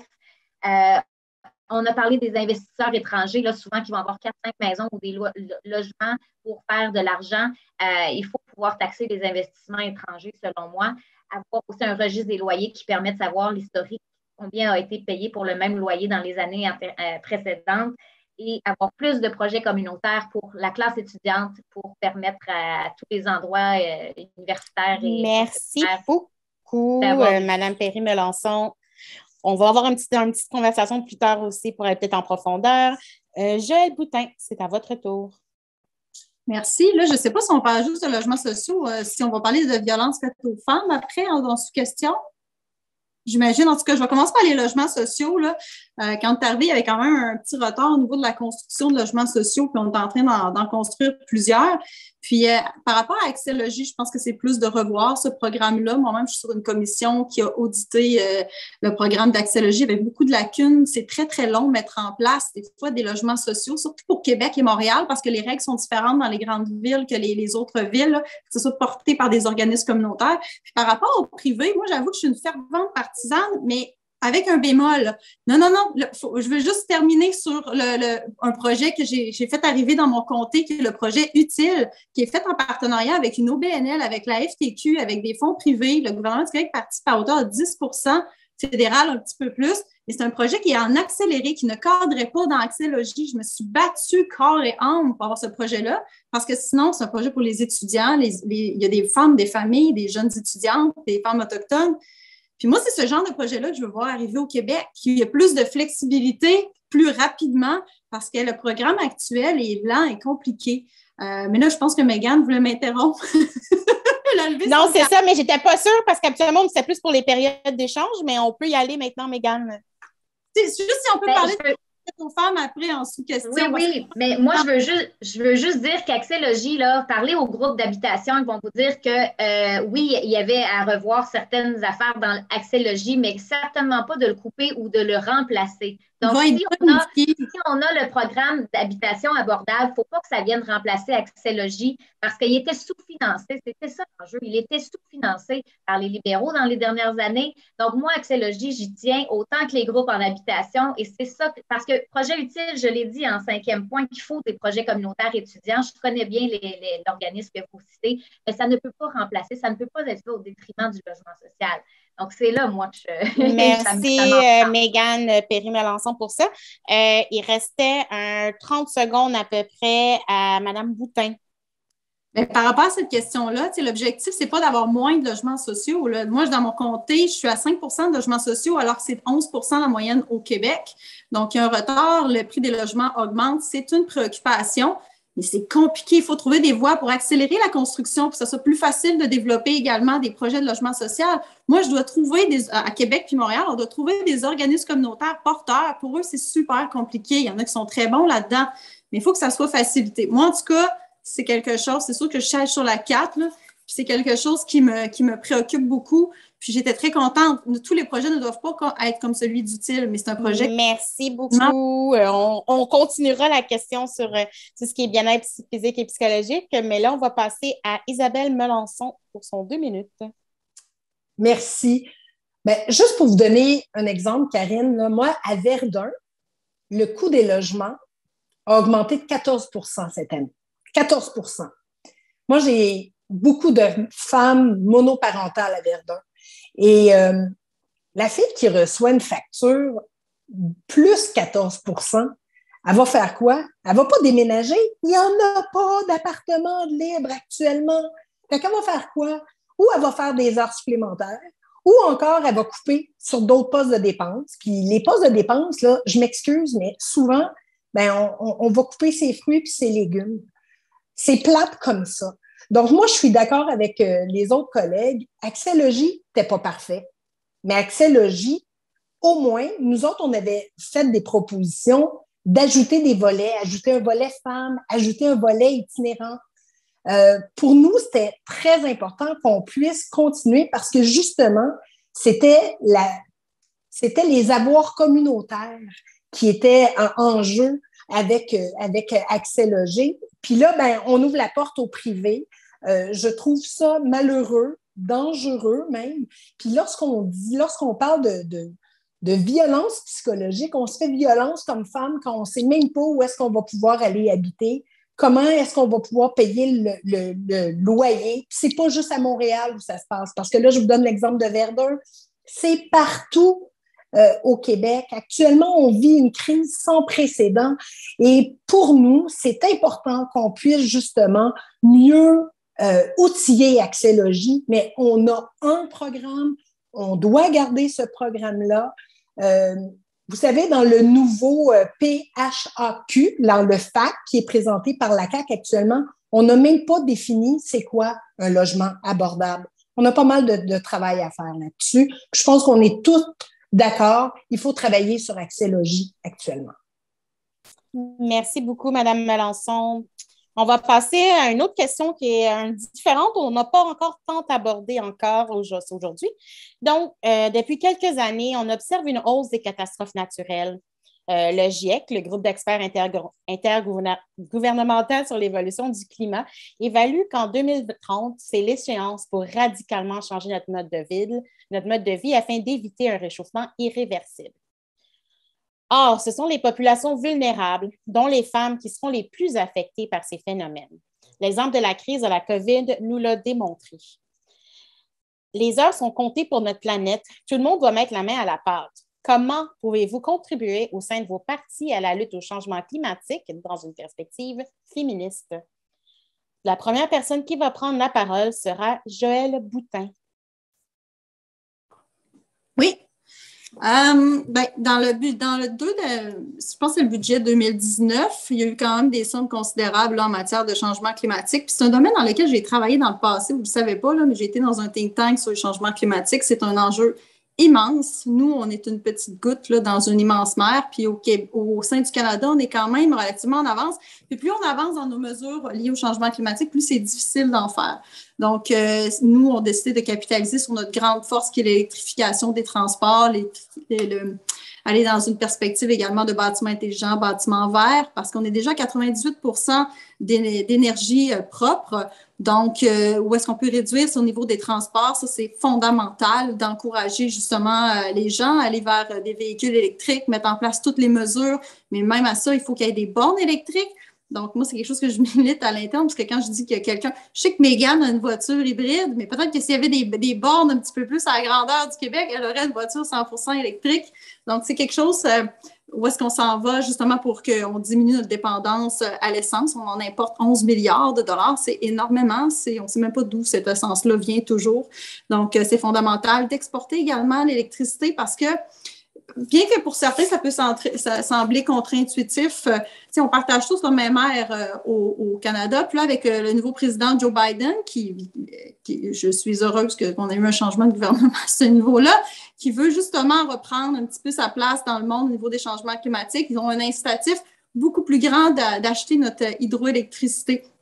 Donc, de cette perspective-là, parce que là, côté femme, j'ai de la difficulté à l'intégrer. Peut-être que Manon va être meilleure que moi à ce niveau-là là, pour intégrer la perspective féministe dans le changement climatique.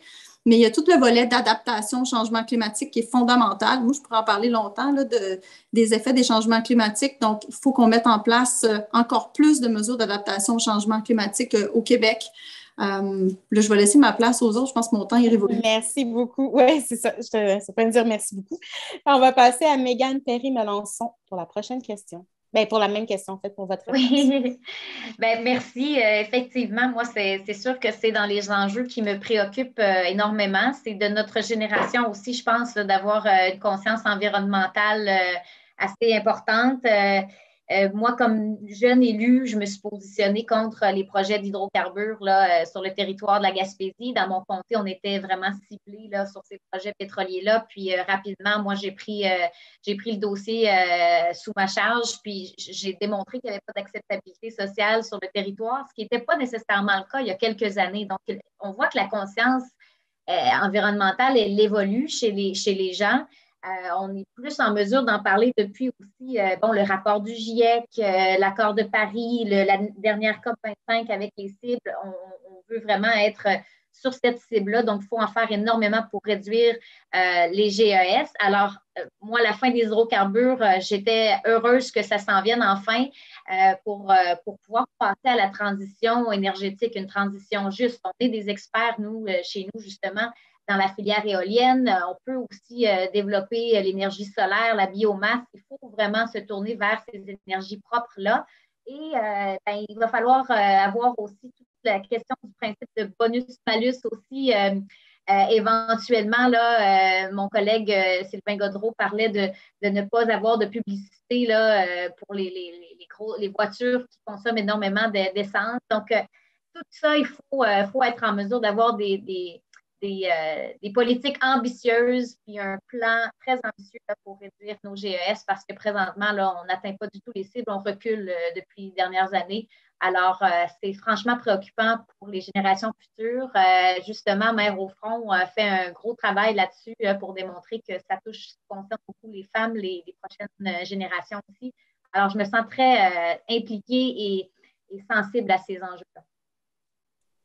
Merci beaucoup, Mme Perry-Melançon. On va passer à Isabelle Melançon.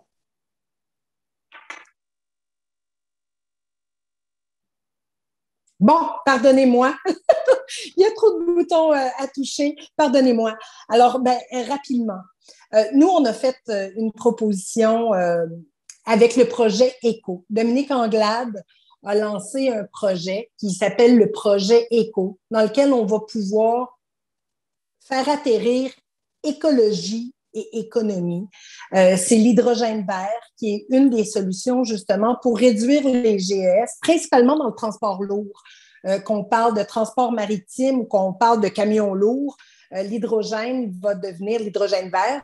On doit vraiment qualifier. Donc, l'hydrogène vert va devenir un morceau très, très, très important pour la suite des choses.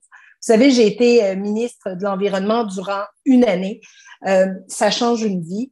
Pour moi, la perspective environnementale devient tellement importante. J'ai eu la chance d'être avec Laure Baridel, avec Anaïs Barbeau-Lavalette, justement, de Mères au front.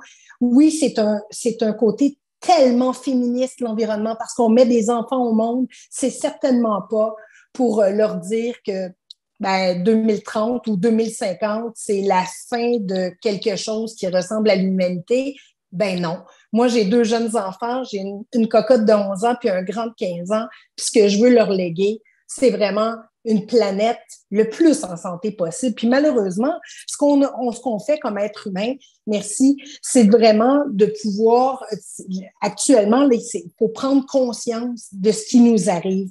Et Joël, en tout respect, actuellement, de vouloir hausser le seuil de nickel au Québec, alors que toutes les directions régionales de santé publique sont contre, je ne vois pas qu'est-ce qu'il y a d'environnemental là-dedans pour un quartier comme Limoilou qui vit déjà avec plein de problématiques économiques. Juste une seconde. On va passer à Joël Boutin et son petit carton saumon pour un 30 secondes. Je vais être vraiment très, très brève. Là. C'est juste par rapport au nickel pour rectifier. Les normes précédentes n'étaient pas nécessairement arrimées avec les meilleures normes internationales. Elles étaient peut-être un petit peu trop élevées. Là, elles sont arrimées aux normes canadiennes, aux normes internationales. On a la santé publique. Les scientifiques nous ont dit que tout était dans le respect, mais il y a quand même des enjeux, effectivement, au niveau de la pollution de l'air dans Limoilou. Puis ça, il faut s'y attaquer. Ça relève beaucoup de la Ville de Québec également. C'est des choses qu'on ne dit pas tout le temps là, publiquement, mais ils ont un gros rôle à jouer. Et je pense que c'est quelque chose de fondamental. Mais les normes de nickel puis l'air dans Limoilou, des fois, c'est un peu confondu. Merci beaucoup. En fait, il reste après 5 secondes à Isabelle Melançon. Est-ce que vous voulez les prendre? Quintupler le seuil de nickel, c'est pas environnemental. Je suis désolée, mais ça va à l'encontre de ce qui est environnemental. Parfait. Merci beaucoup. La dernière personne pour cette question est Manon Massé pour 2 minutes. Oui, merci. En fait, le dernier petit échange entre mes deux collègues vient exactement faire mon point, c'est-à-dire l'enjeu environnemental, c'est qu'il faut revoir nos façons de faire les choses, nos façons de consommer. Et pour ça, ça veut dire un changement de paradigme. Dernière élection, Québec solidaire proposait un plan de transition avec une cible de 48 %. Tous les autres partis ont trouvé ça ridicule, pas réaliste. Je fais fi de tous les noms qui m'ont été affublés. Ceci étant dit, maintenant, parce qu'on est rendu 4 ans plus tard et qu'on traîne les pieds, le Québec doit atteindre une cible d'au moins 55 % pour être respectueux de ses engagements internationaux. Québec solidaire, on va relever le défi. On n'a pas le choix, c'est une question d'être responsable de la merde qu'on a causée à travers la planète. On va se le dire de même. Alors, ceci étant dit, il faut s'attaquer au transport, ça a été dit, c'est clair, en multipliant, et déjà on est un peu en retard, en multipliant le transport collectif. Les femmes, c'est comme ça, Joël, que les femmes sont particulièrement touchées par les changements climatiques parce que c'est elles qui se déplacent dans les moyens collectifs, parce que c'est elles qui se retrouvent chef de famille monoparentale, puis quand tu te retrouves dans un petit logement puis qu'il y a des îlots de chaleur tout autour de chez vous, tu es mal pris avec ça parce que c'est elles qui soignent les gens qui ont des problèmes de poumons à cause de la mauvaise qualité de l'air, pas juste à cause du nickel, mais aussi à cause du nickel, mais à cause de la pollution en général et en particulier.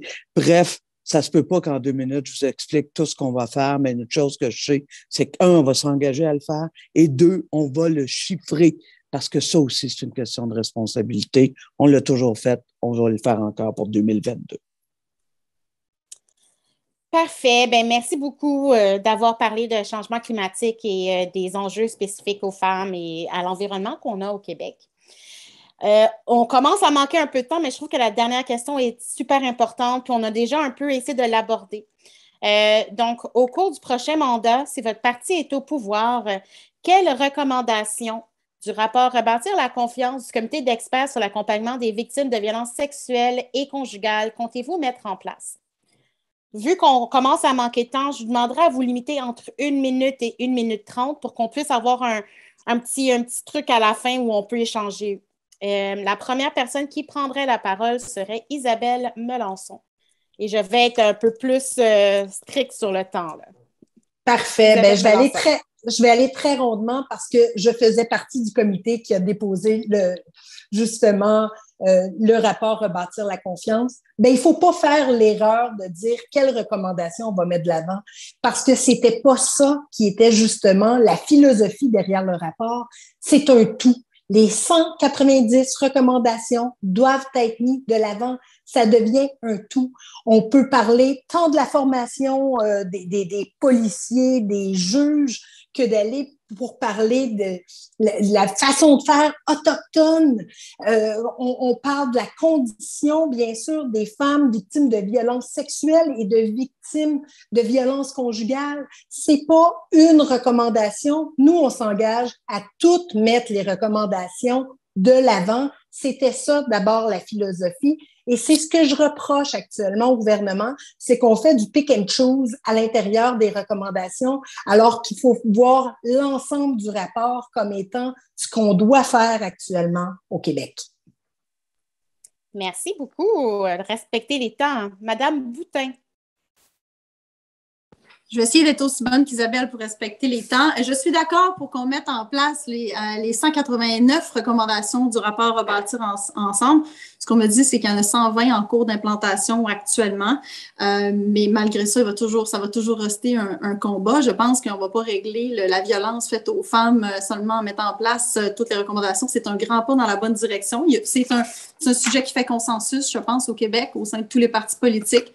Nous, on a répondu quand même là, à l'appel, puis on a mis quand même des sommes. Il va certainement avoir d'autres sommes supplémentaires qui vont être nécessaires, notamment pour les centres d'hébergement. Ça, c'est quelque chose on a mis de l'argent, mais l'enjeu est fondamental et immense. Il va falloir aussi mieux soutenir les organismes qui viennent en aide aux hommes qui ont de l'aide psychologique. Même hier, je me suis fait, je voulais connaître c'était quoi le plan de match par rapport à ça, parce que c'est vraiment... On ne peut pas juste héberger les femmes violentées. Là, il faut s'attaquer au nerf de la guerre. Donc, tout ce qui est au niveau de l'éducation, de la sensibilisation, la prise en charge. Il y a énormément de choses. Puis, il y a un nouveau plan d'action qui va être déposé là, incessamment là, au printemps là, pour venir en aide là, par rapport à la violence conjugale, la violence sexuelle. Donc, Merci beaucoup. On va passer à Mme Massé. Oui, en fait, moi, je mettrais en œuvre la recommandation 189 et 190, qui est, je pense, la clé de voûte pour la réalisation des objectifs que mes deux collègues viennent de parler.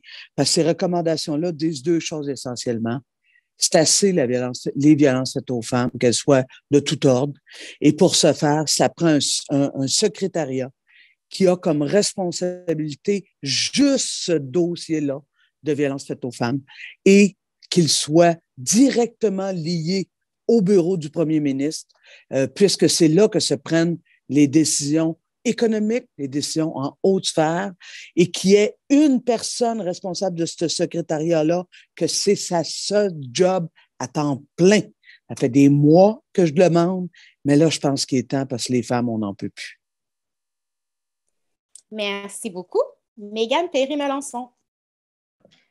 Oui, merci. En fait, ma collègue Véronique Yvon a représenté mon parti sur ce comité-là là, qui s'est penché puis qui a produit le rapport.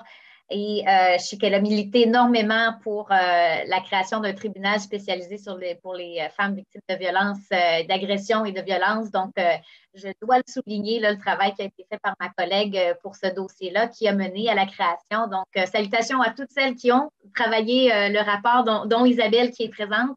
Et je voudrais ajouter à ça parce que oui, effectivement, elles sont toutes importantes, les recommandations. Il faut l'appliquer ensemble. Ça, je pense que c'est bien clair pour tout le monde. Mais ce qu'il faut aussi ajouter, c'est la nécessité de maintenir les ressources financières des maisons d'hébergement. Les deux regroupements, l'association, la fédération et le regroupement ont besoin de meilleures conditions de travail pour garder leurs employés et d'avoir plus de lits pour réussir à aller chercher toutes les femmes qui lèvent la main parce qu'elles sont en détresse, il faut pouvoir en faire davantage. Donc, je dirais qu'il ne faut pas oublier, même s'il y a eu un rattrapage dans les maisons d'hébergement, le besoin est encore là. Donc, ne pas faire, OK, le dossier est réglé. Il faut continuer à les soutenir à leur juste besoin. Donc, ça, c'est un de mes engagements. Là. Merci beaucoup.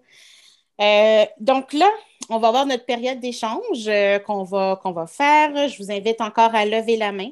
Dans le dernier segment, on a parlé en général de bien-être physique et psychologique, mais plus particulièrement de la violence sexuelle, des violences sexuelles et conjugales, des changements climatiques, mais également du logement. Et donc, je vous invite encore, on va garder le même temps de 1 minute et demie maximum. Et la première personne qui a levé la main est Mégane Perry-Melançon. Oui, donc on pourrait renchérir sur les 3 sujets, mais ça va aller tellement vite. Moi, j'aurais envie de rajouter, parce que j'ai travaillé sur la commission spéciale sur la lutte à l'exploitation sexuelle des mineurs, là, puis ça peut aussi fonctionner pour aider toutes nos femmes et nos hommes aussi. Il faut commencer ça très tôt. Donc, moi, je tiens à ce que l'éducation à la sexualité très jeune, on soit en mesure d'avoir des cours donnés par des personnes formées et experts sont capables de donner la formation, mais pour qu'on ait justement des relations égalitaires dès le jeune âge, qui soient en mesure de connaître les valeurs de partage, d'estime de soi, de confiance. Donc, je pense qu'il faut vraiment qu'on ait, comme société, là, qu'on porte un regard là-dessus. Et toute la question des réseaux sociaux, l'hypersexualisation, c'est encore trop présent. Toute la question des jeunes filles avec leur image corporelle qui sont là, minées dans leur confiance. Donc, c'est le message que j'enverrai dans cette petite minute d'ajout à notre bel échange. Merci beaucoup de le faire. Puis c'est 1 minute et non 1 minute et demie, j'ai menti. Madame Boutin, mais vous avez respecté la minute.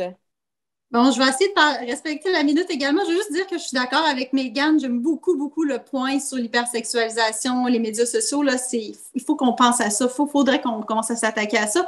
Mais je voulais dire qu'une des mesures qu'on a mis en place, puis moi, je n'ai pas participé à ça, la réforme de l'IVAC, l'indemnisation des victimes d'actes criminels puis les tribunaux spécialisés. Mais moi, pour connaître des femmes personnellement qui ont vécu ça, qui ont été victimes là, de préjugés dans les tribunaux, je trouve que c'est majeur, puis peu importe le gouvernement qui aurait été en place, c'était quelque chose qu'il fallait absolument mettre en place pour justement que les femmes osent dénoncer, osent embarquer dans le processus judiciaire qui est très, très, très difficile.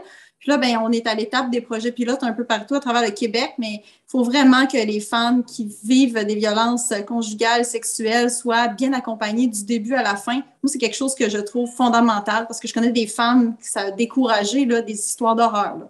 Alors, voilà. Merci beaucoup. On est en bas du temps même. Madame Melançon, Isabelle Melançon. Oui, merci. Moi,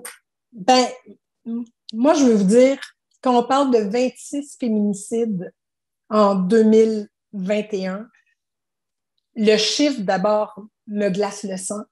Puis, dans un deuxième temps, je pense à celles qui ont vécu de la violence conjugale, mais qui n'en sont pas mortes. Alors, pour moi, je pense que ça doit devenir dans le discours populaire. Il faut qu'on en parle plus, mais il faut aussi tenter d'encadrer. Et là, c'est quelque chose de totalement nouveau. Il faut commencer à encadrer comment les médias vont en parler, un peu comme le suicide lorsque les médias en traitent, pour éviter que ça donne le goût à des gars d'aller encore plus loin dans leur violence. Moi, vraiment, je nous invite à nous pencher sur cette problématique-là actuellement, parce que quand on parle d'un féminicide, il y en a toujours un deuxième qui arrive rapidement. Je pense qu'on doit pouvoir encadrer comment on en parle pour éviter justement qu'il y ait une ascension, un effet domino à tout ça, un peu comme on le fait quand on traite du suicide. On va passer à Madame Massé. Oui, merci. Écoutez, toute cette section sur les violences faites aux femmes, en fait, sur le bien-être physique et psychologique des femmes. Je pense que plusieurs points ont été touchés dans le peu de temps qu'on avait, mais j'ai envie de terminer en parlant de la nécessaire transition. Il faut que l'humanité passe en mode transition énergétique. Il faut changer nos façons de faire parce que les dérèglements climatiques, c'est les femmes qui en paient le prix parce que les impacts climatiques, les femmes en sont les principales victimes. Et lorsqu'on va parler de réfugiés climatiques, je mets ma main au feu que les femmes vont être au cœur de ces déplacements. Alors, faisons une transition juste pour que ce soit ni les femmes, ni les travailleurs, travailleuses qui le paient, mais bien socialement qu'on prenne le pas. Merci beaucoup, Manon Massé. C'est super apprécié. Vous avez respecté le temps. On a réussi à aborder la troisième question que je n'étais pas sûre qu'on allait avoir le temps, mais on l'a fait et je pense qu'on l'a bien fait. Pour la conclusion, en fait, on va vous demander un peu de parler de comment est-ce que vous comptez contribuer à bâtir un avenir féministe ou comment, en fait, le slogan du collectif 8 mars, l'avenir est féministe, va inspirer votre engagement politique. Aujourd'hui, vous nous avez parlé de leadership, de décision, de métiers traditionnellement masculins, d'accès au logement, de contrôle, de révision, de rehaussement, parfois de rattrapage salarial, des conditions de travail. On a parlé de justice climatique. On a parlé également de tout ce qui touche particulièrement certaines femmes qu'on sont souvent oubliées, entre autres par rapport au féminicide. On a parlé d'exploitation sexuelle. Moi, j'ai envie de vous entendre maintenant comme élue. Comment vous allez contribuer à bâtir cet avenir féministe-là? Et vous allez avoir 30 secondes pour le faire. Je sais. Je veux des grandes lignes, mais vous êtes capable de nous raconter ça. Et on va commencer en premier avec Isabelle Melançon.